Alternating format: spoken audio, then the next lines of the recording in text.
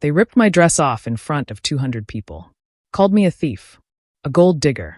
My husband's family laughed while I stood there humiliated, broken, begging them to stop. But what they didn't know, my father was 20 minutes away. And he owned everything they had. Their house. Their business. Their entire lives. Stay until the very end, because the revenge my father delivered will leave you absolutely speechless. Trust me, you don't want to miss what happens next. Welcome to Voice of Granny. While you are here, please hit the subscribe button and comment your view on the story and where you're watching from. Let me tell you about the worst night of my life.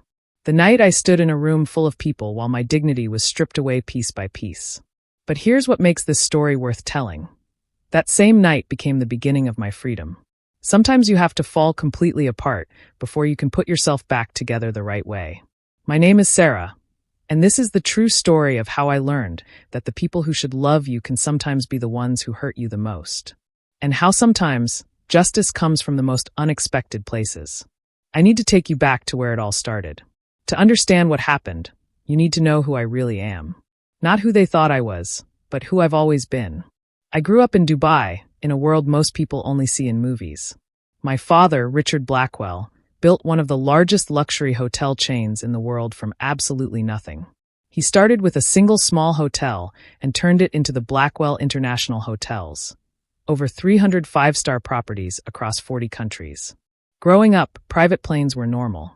Meeting world leaders was just another Tuesday. Money was never something we worried about.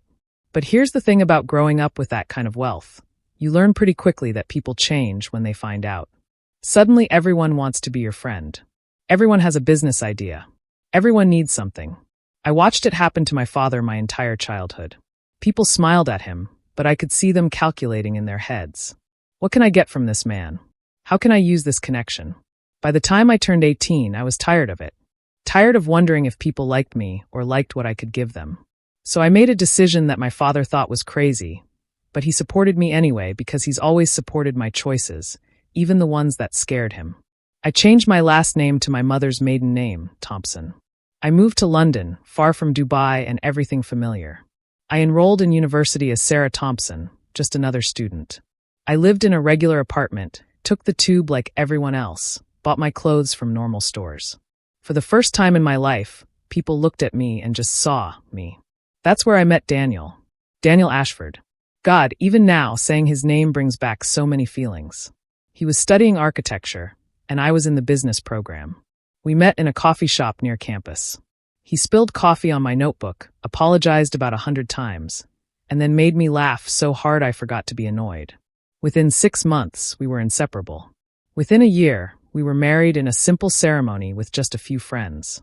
I loved him completely, and I truly believed he loved me the same way. What I didn't know, what I was too in love to see, was that Daniel came with a family who would make my life a nightmare. The Ashfords weren't as wealthy as my real family, not even close, but they had old money. The kind that came from generations of inheritance and a family name that opened doors. They lived in a massive estate outside London and moved in circles where everyone knew everyone and everyone judged everyone. Daniel's mother, Victoria, took one look at me and decided I wasn't good enough for her son. From day one, she made sure I knew it. She never called me by my name. I was always that girl Daniel married or Daniel's wife, like I didn't deserve my own identity. She'd have me serve tea to her friends like I was the help, not her son's wife. She'd criticize everything. My hair was too plain, my clothes were too cheap, my voice was too loud, my laugh was too common. Daniel's father, James, was different but somehow worse. He just ignored me. I could walk into a room, and he'd look straight through me like I was invisible. At least Victoria acknowledged I existed, even if it was just to insult me. James treated me like I was air. And then there was Daniel's younger sister, Rebecca. She was the cruelest of all because she pretended to be kind. She'd smile and compliment my dress, then turn to her friends and whisper that it looked like something from a charity shop. She'd invite me to lunch and spend the entire time talking about all the beautiful, wealthy women who had wanted to marry Daniel. The message was always crystal clear. I was lucky to be there, and I should be grateful they even tolerated me. I tried so hard to make them accept me. I thought if I was patient enough, kind enough, helpful enough, they'd eventually see that I genuinely loved their son. I thought love would be enough to break through their coldness. Daniel would tell me not to worry. They'll come around, he'd say. Just give them time. That's just how they are. But he never stood up for me. Not once. He'd just tell me to try harder, to understand them better, to be more patient. 2 years. I spent 2 years swallowing my pride, accepting disrespect, pretending everything was fine. 2 years of trying to earn love from people who had already decided I wasn't worthy of it.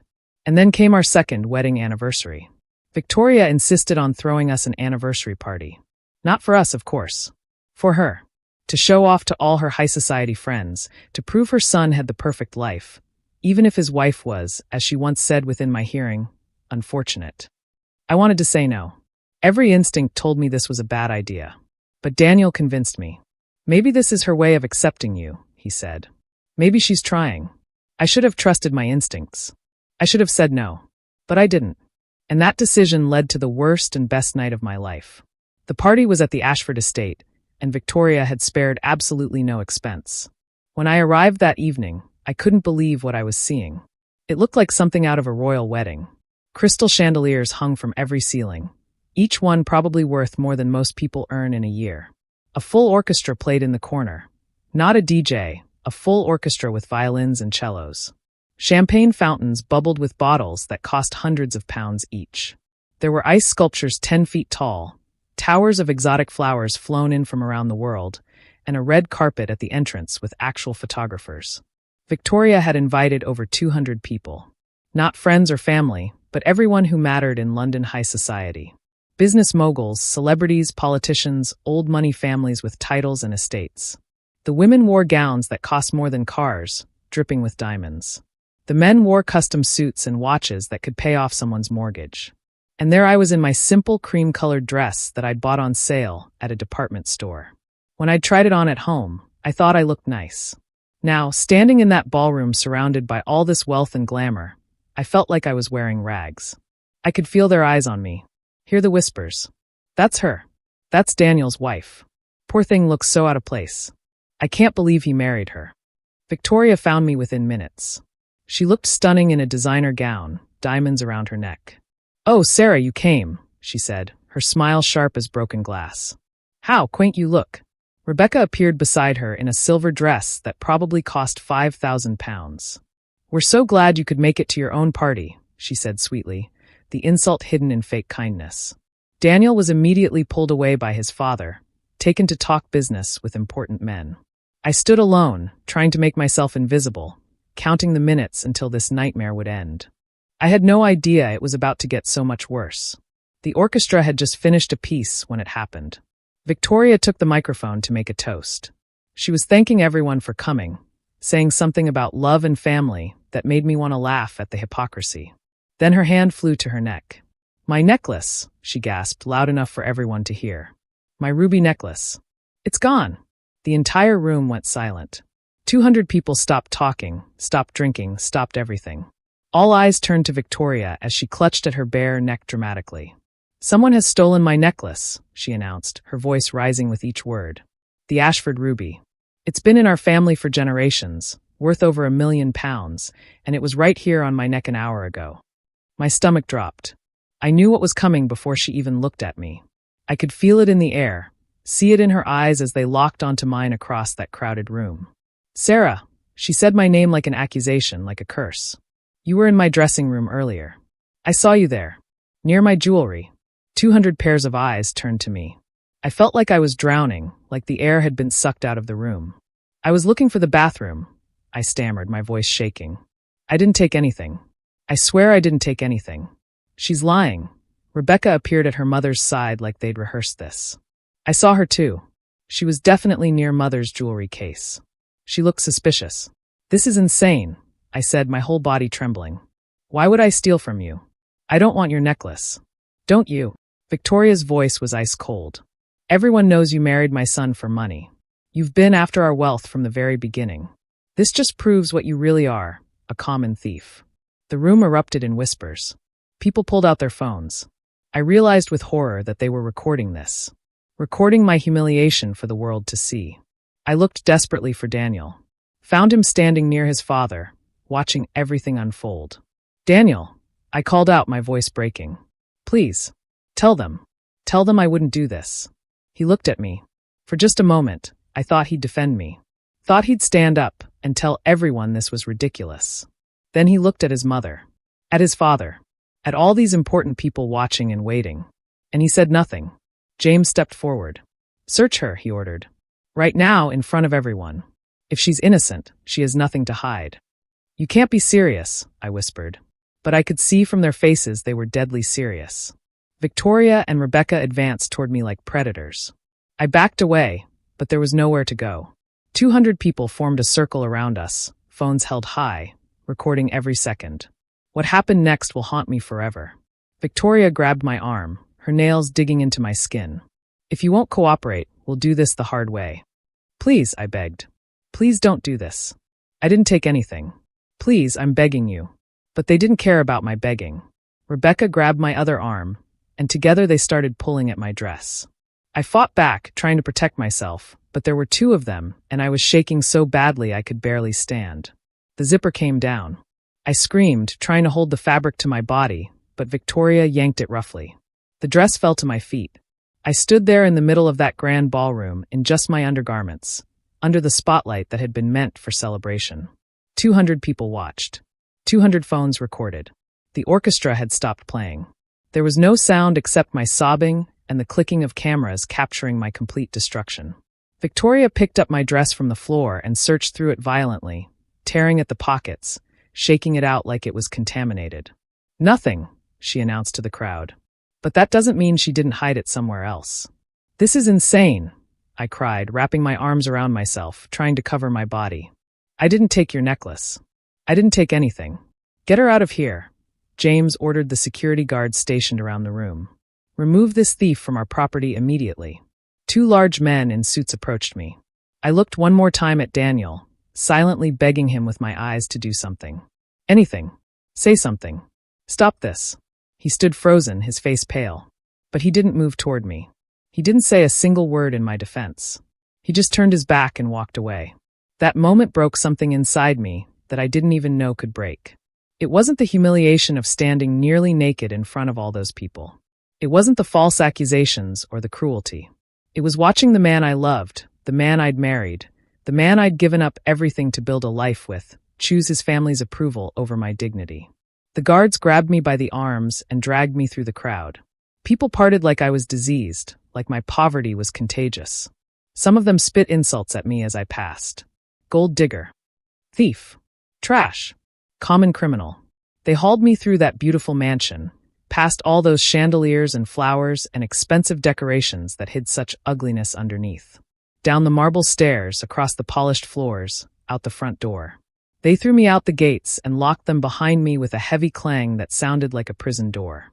I collapsed on the cold ground outside, shivering in my undergarments. My entire body shook with sobs I couldn't control. Inside the mansion, the party continued. I could hear the music starting up again. Hear the laughter. They'd already moved on. My humiliation was just entertainment for them now. A story they'd tell at their next dinner party. A young valet, maybe 19 or 20 years old, saw me and rushed over.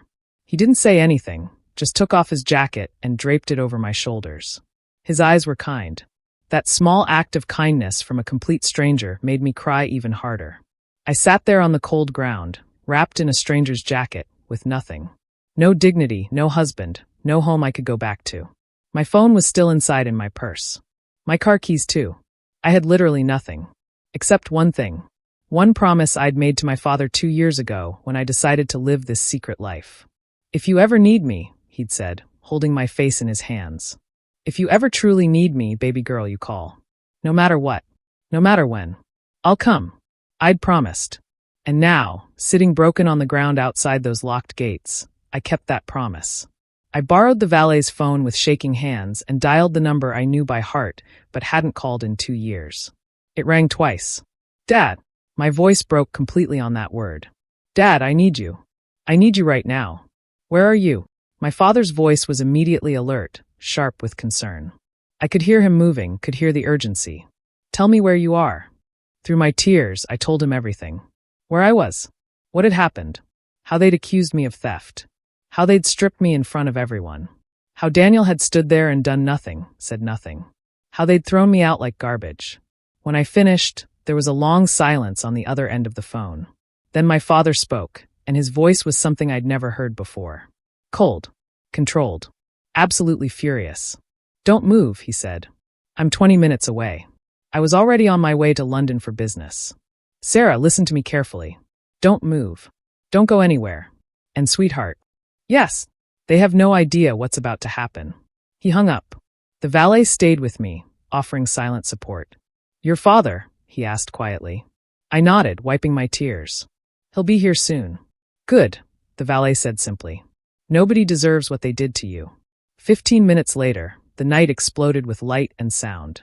First came the cars. A convoy of 10 black luxury vehicles rolled up to the Ashford estate like the Prime Minister was arriving. Then came a helicopter, its spotlight illuminating the entire property like it was daytime. The party inside stopped again. I could see people rushing to the windows, pointing, trying to figure out what was happening. The center car's door opened, and my father stepped out. Richard Blackwell doesn't just enter a space, he commands it. At 58, he's still powerful-looking, tall and broad-shouldered with silver hair and eyes that can freeze you solid with a single look. He wore a suit that probably cost more than the Ashfords had spent on this entire party. Behind him came 20 security personnel, all in black suits, moving with military precision. Behind them came 5 lawyers carrying briefcases. And beside my father walked someone I recognized from the news, the Metropolitan Police Commissioner himself. News helicopters started circling overhead. Someone had tipped off the media. Later I'd learned that someone was my father, who'd made sure every news outlet in London knew something major was about to happen at the Ashford estate. The gates opened. The same guards who'd thrown me out now stepped back, recognizing real power when they saw it. My father walked straight to me. The cold fury in his eyes melted into concern as he looked at me sitting there, still wrapped in the valet's jacket. He took off his coat, a coat worth more than most people's cars, and wrapped it around me himself. Then he lifted me to my feet and pulled me close. "I'm here now, baby girl," he said softly. "And they're about to learn a very expensive lesson." My father turned to face the mansion, and his voice carried like thunder across the property. "Which one of you touched my daughter?" Inside the mansion, through the open doors, I could see the party had descended into chaos. Everyone was trying to see what was happening, who this man was who'd arrived with such force and authority. Victoria appeared at the entrance with James beside her, both looking confused and annoyed. "What is the meaning of this?" James demanded. "This is a private party. You're trespassing." My father smiled. It wasn't a nice smile. "Am I? Let's go inside and discuss that, shall we? I think your guests will want to hear what I have to say." He walked forward and the crowd parted before him like he was royalty. I walked beside him, wrapped in his coat, feeling safer than I had in 2 years. His security team fanned out around us. The lawyers followed closely. The police commissioner stayed at his side. We walked through that mansion like we owned it. Because, as it turned out, in a way we did. My father took the microphone from a stunned Victoria. 200 wealthy, powerful people stared at him, trying to figure out who he was and why he had this kind of presence. "Good evening," my father said, his voice calm and controlled. "Let me introduce myself properly. My name is Richard Blackwell. Some of you may have heard of Blackwell International Hotels. 300 properties across 40 countries. Perhaps you've stayed in one." The room erupted in whispers. Everyone knew Blackwell Hotels. They were some of the most exclusive, expensive hotels in the world. World leaders stayed there. Celebrities held events there. Royalty chose them for state visits. "This woman you just humiliated," my father continued, pulling me close to his side. "This woman you stripped and degraded in front of 200 people. This woman you called a thief and a gold digger. She's my daughter. My only child. My heir." The gasps were audible throughout the room. Victoria's face went completely white. James looked like he might collapse. Daniel stood frozen in the crowd, his mouth hanging open in shock. "Sarah came from more wealth than most of you will ever see," my father said. "But she wanted something money can't buy. She wanted to be loved for who she is, not what she has. So she changed her name, lived modestly, and found herself a man she thought would cherish her. Instead, she found you people." He snapped his fingers. The large screens that had been showing happy photos of Daniel and me suddenly changed. New images appeared. Photos of me as a child on our yacht. Me at our estate in Dubai. Me at charity galas standing beside my father meeting sheiks and presidents. Official documents appeared showing my real identity. Birth certificates. Trust fund papers. Everything proving exactly who I was. The crowd was completely silent now, watching the evidence of my real life play out before them. I could see their expressions changing from curiosity to shock to absolute horror as they realized what they'd just witnessed. They'd just watched a billionaire's daughter be stripped and humiliated. And they'd recorded it, laughed at it, participated in it. Now, my father said, his voice dropping to something cold and dangerous. Let's talk about what happens next. He turned to his security team. Show them, he ordered. The screens changed again. This time they showed security footage from inside the mansion. I didn't know where these cameras had come from, but later I'd learned my father had them installed months ago through a security company he owned. He'd been watching over me the entire time, protecting me even when I didn't know it. The first video showed Rebecca entering Victoria's dressing room hours before the party started. She looked around nervously, then went straight to her mother's jewelry box. She opened it, pulled out the ruby necklace, and slipped it into her purse. The second video showed her in the garden, hiding the necklace under a rose bush. The third video was the most damning. It showed Victoria and Rebecca together in a private room, talking. The audio was crystal clear. Are you sure about this? Rebecca's voice came through the speakers. Positive, Victoria responded. We'll accuse her of stealing the necklace. Search her in front of everyone. Humiliate her so badly that Daniel will have no choice but to divorce her. We'll finally be rid of that little leech. 200 people watched in absolute silence as the conspiracy unfolded on screen. They watched Rebecca steal her own mother's necklace. They watched the two women plot my complete destruction. They watched everything. When the videos ended, my father turned to face Victoria and Rebecca. Would you like to explain this? He asked quietly. Rebecca crumpled to the floor, sobbing hysterically. I'm sorry, she wailed. I'm so sorry. It was Mother's idea. She made me do it. You lying little. Victoria started, then stopped as she realized everyone was staring at her. The phones that had recorded my humiliation were now recording hers. The news helicopters outside were broadcasting this to the entire city. In a matter of hours, this would be international news. Mr. Blackwell, James stepped forward, trying desperately to salvage something. Perhaps we can discuss this privately. I'm sure we can reach some kind of arrangement. Arrangement? My father's laugh was cold and sharp. Oh, James, we're way past arrangements. You see, when Sarah married your son, I did what any good father would do. I investigated your family, your business, your assets, your debts, and I found something very interesting. He nodded to his lawyers, who began pulling up documents on the screens. This estate we're standing in? It's mortgaged. And I bought that mortgage 6 months ago through one of my holding companies. You're living on my property. James's face went gray. Ashford Development, your real estate company? I've been quietly buying up shares. As of yesterday, I own 65%. I'm the majority shareholder. You work for me now. The screens showed stock certificates, purchase agreements, mortgage documents, all bearing my father's signature or the signatures of his various companies. Everything was legal. Everything was documented.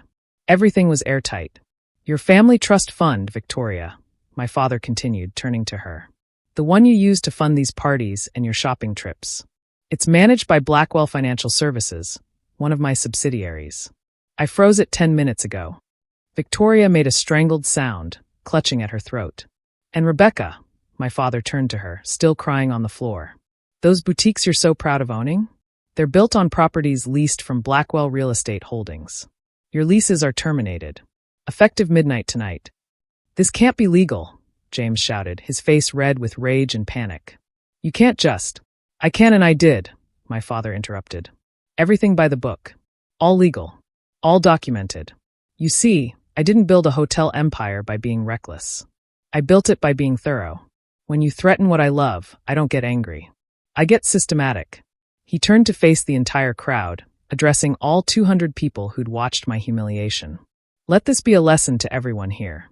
That woman you laughed at, that woman you called a gold digger and a thief, she has more wealth, more class, and more integrity than all of you combined. She chose to live modestly to find real love. Instead, she found snakes in expensive clothes. The room was deathly silent. You could hear a pin drop. The Ashford family has lost everything tonight. Their home, their business, their wealth, their reputation. And it's entirely their own fault. They could have treated my daughter with basic human decency. Instead, they chose cruelty. They chose humiliation. They stripped her in front of all of you, and not one of you, not one single person, stood up to stop it. I could see shame on some faces now. Others looked away, unable to meet his eyes. My father gestured to the police commissioner. Now, unless you want me to press charges for assault, theft, conspiracy, fraud, and defamation, I suggest the Ashford family start packing. You have 30 days to vacate my property. Victoria was on her knees now, her designer gown pooling around her. Please, Mr. Blackwell, she begged. We didn't know. We'll apologize. We'll make it right. Please don't do this. My father looked down at her with contempt. Did you show mercy when you stripped my daughter? Did you listen when she begged you to stop? You made your choices. Now live with the consequences. Daniel finally pushed through the crowd. His face was desperate, panicked. He rushed toward me, trying to grab my hands. Sarah, please, he said, his voice breaking. You have to help us. Tell your father to stop this. I love you. You know I love you. I looked at him. This man I'd loved for 2 years. This man I'd married. This man I'd built a life with. Do you, Daniel? I asked quietly. Do you love me? Yes, of course I do. Please, you have to believe me. Then why didn't you stop them? My voice was steady now. Clear. Why didn't you say one word when they accused me? When they stripped me? When they threw me out? You stood there silent. You turned your back and walked away. I was in shock, he stammered. I didn't know what to do. You knew exactly what to do, I interrupted. You chose. You chose them over me. You chose their approval over my dignity.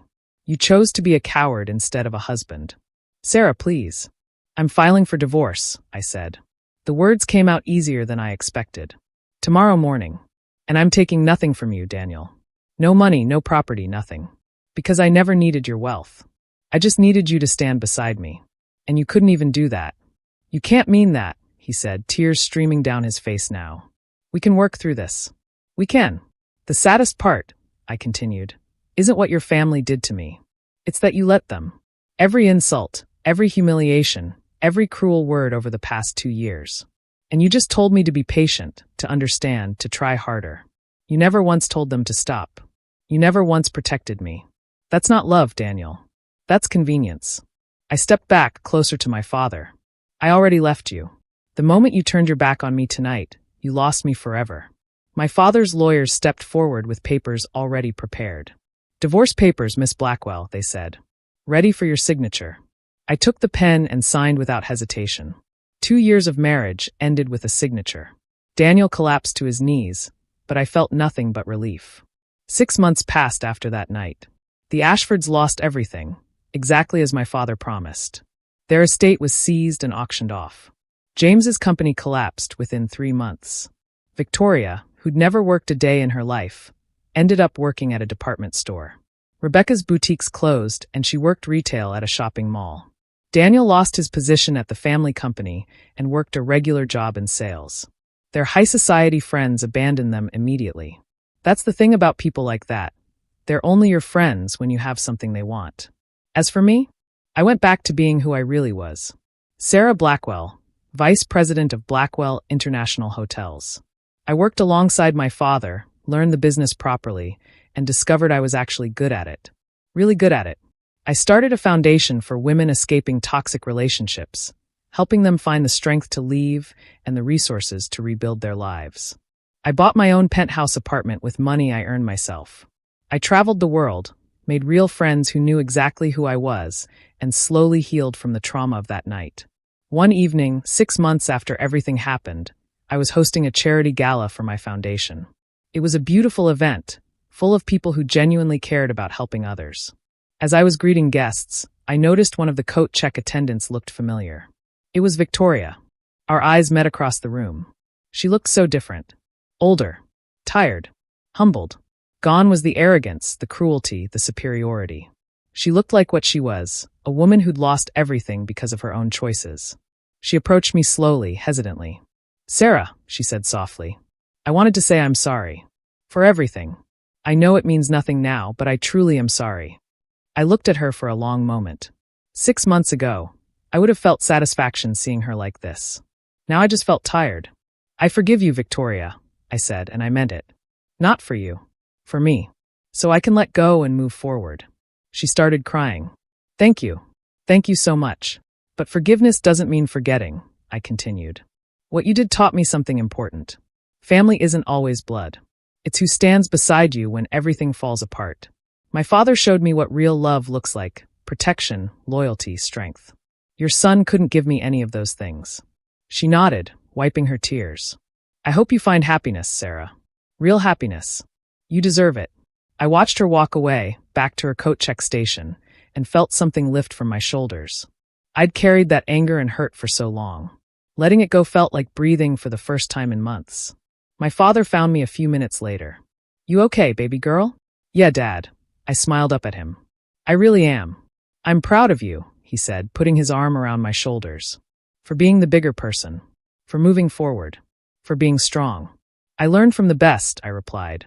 That night, looking around at all the women my foundation was helping, all the lives being changed and rebuilt, I realized something important. The Ashfords thought they were punishing me by treating me like nothing. Instead, they freed me. They showed me exactly what I didn't want. They helped me find my backbone. They pushed me toward the life I was always meant to have. Sometimes the worst things that happen to us turn out to be blessings in disguise. Sometimes we need to be completely broken down to rebuild ourselves stronger than before. I walked into that anniversary party 2 years ago as a woman trying to earn approval from people who would never give it. I walked out as someone who didn't need anyone's approval anymore. And that was the real revenge. Not my father's systematic destruction of their empire, though I won't lie, that was satisfying. The real revenge was me thriving without them. Happy without their validation. Successful on my own terms. They thought they were stripping me of my dignity that night. Instead, they stripped away the last illusion I had about who they were. They did me a favor. I am Sarah Blackwell. I am my father's daughter. I am enough. I always was enough. And I will never, ever let anyone make me feel less than that again. If this story moved you, remember this. You are enough exactly as you are. Never let anyone convince you otherwise. The people who truly love you will stand beside you, not behind you or in front of you, but right beside you when everything falls apart. That's the lesson I learned the hard way. But now I know it in my bones, in my soul, in every part of who I am. And I hope if you need to hear it, you know it too. You are worthy. You are valuable. You are enough. Never forget that.